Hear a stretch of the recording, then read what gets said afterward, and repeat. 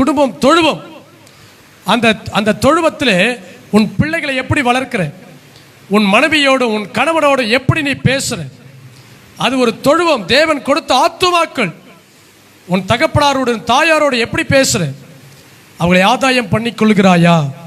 இல்லை, அவைகளை கண்டு கொள்ளாமல் என் பிள்ளை எப்படினா போட்டோம், என் மகன் எப்படினா போட்டோம், என் பையன் எப்படினா போட்டோம், என் பொண்டாட்டி அவன் சொல்கிற பேச்சை கேட்க மாட்டா, வாயாடி எப்படினா போட்டோம், என் வீட்டுக்காரர் சொல்கிறத அவர் பாடுறதா செய்வார், அவர் வீட்டுக்கே வர்றதில்லை, அவர் எப்படினா போட்டோம். இல்லை, கர்த்தர் உனக்கு கொடுத்திருக்கிற தொழுவத்தை நீ மறக்காதே.